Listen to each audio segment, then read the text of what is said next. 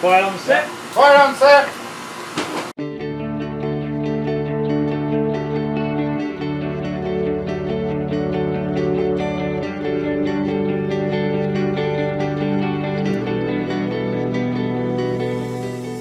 So the first step to installing the tapered column is to establish the column length.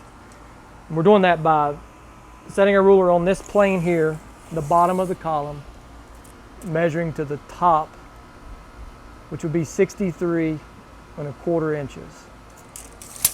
And when we cut the product, we're going to cut it a ½ inch short. You'll understand later on in the video why we do that.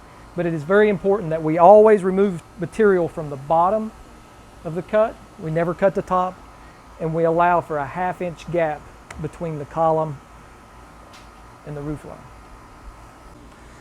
So with our part laid out here, we're going to transfer our measurement over. And like discussed earlier, with the 63¼ we actually need 62¾ to leave that ½ inch at the top. So we always measure from the top, remove material from the bottom. It's super critical. So I'll go ahead and mark our 62¾ on the right side of the part. Then we transfer the tape measure over to the opposite side of the part, 62¾ Then we'll use a straight edge to draw a line.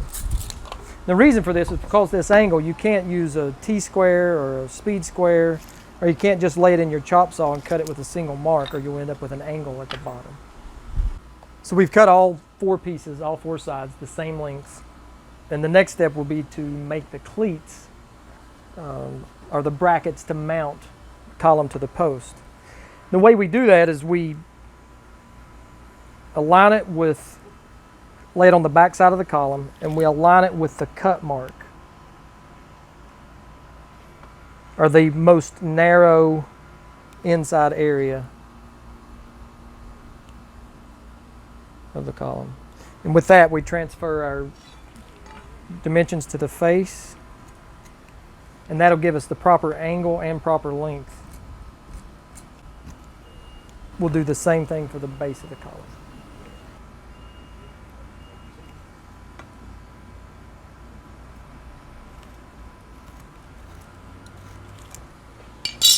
And again, that's the proper angle and proper length for the column.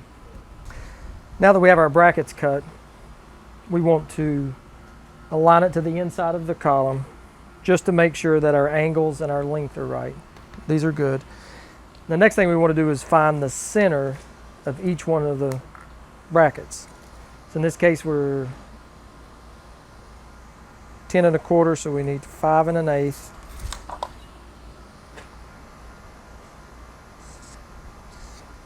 And we'll mark that center line.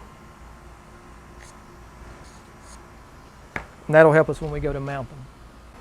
So the next step, we need to mount the brackets to the 4x4 so that we can attach the column. What we're going to do is look for the center of the column itself, not the center of this supporting post. In this case, we have 17¾ so we're going to need 8 7/8 to be our center line. So we mark the center line on all 4 sides. And then we'll use a level to plumb the line. Again, we're not worried about the 4x4. We're worried about the column itself. So with the center lines established on all 4 sides, the next step is to mount the brackets or cleats. A couple of things to remember. We always want the narrow side to go up to match the taper. So we're just going to match center line to center line. We'll do the same thing on the other side.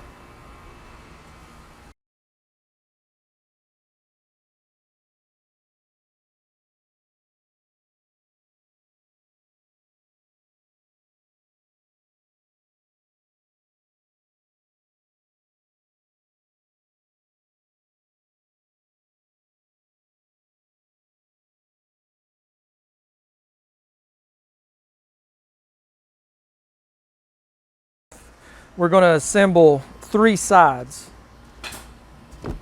So So these first joints won't be glued.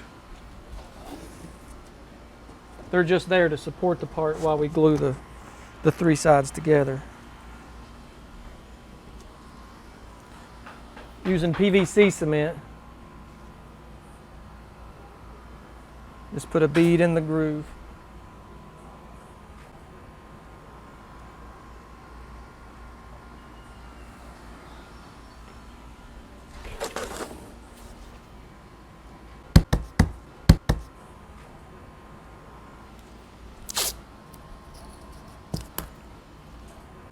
So while we're waiting on the glue to set up on the column, I thought I'd share a little tip that I use. I take masking tape, put little ID marks where we want to put our fasteners into the brackets.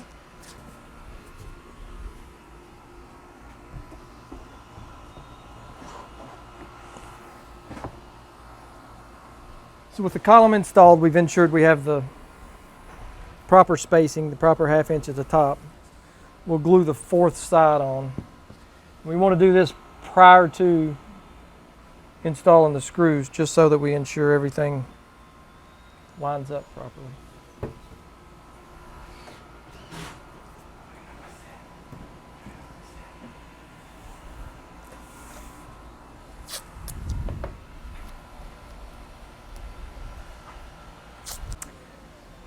So after the glue is cured, the column's intact. It's still not attached to the cleats.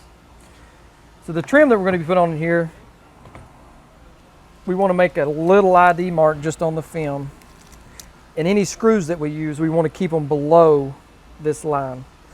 That way we won't have to use the Cortex screws. We can use conventional screws, which will do a couple of things. That'll give us the ability to back it out, move it, make adjustments if required. So I'm just going to make sure that we're centered.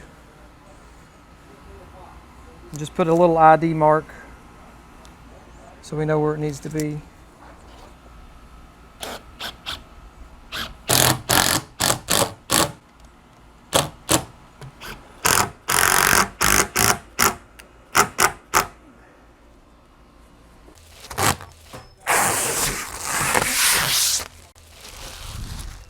These corners are a little bit sharp to touch, and there can be times when there may be a slight gap. But you have a highly specialized burnishing tool in about any bit driver. What we do is use the radius of the lock and just simply drag it down the corner of the joint. And it creates a nice radius, it softens. If you have any little sharpness or uncomfortable feel, just a light fine grit sanding pad will remove the little tag on there. But we do this to all four corners prior to putting on the trims. So for the capital or the crown, we've given you a pre-assembled, three sides are pre-assembled, and we've also provided cleats. And these cleats is the reason we had to leave the 1/2 inch at the top. So what that's going to do is allow us a place to put our glue, and we're actually using a construction adhesive.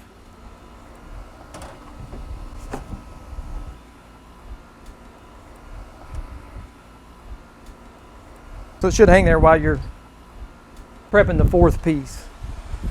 And on the fourth piece, we've got to work two corners. There's no way we can do that simultaneously, so we'll use a CA glue in conjunction with PVC on one joint, and on the other one we're going to use PVC cement only.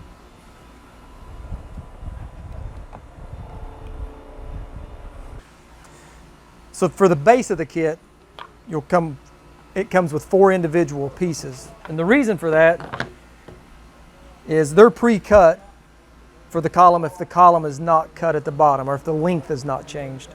But obviously we cut ours off, and so it's too long. So to establish the length that it needs to be cut, sometimes that can be difficult with the taper of the column. But the solution that we've come up with is by placing the 2 pieces on the outside edges and measuring across, come up 14 3/8. So that'll be the outside to outside measurement for all of our pieces. So we've pre-assembled 3 sides using the CA glue, PVC cement. It allowed it to set, get fairly solid. So with the same technique we did on the top, we'll just slide this in place. We're going to use the CA glue, PVC cement on this joint, PVC cement only on this joint.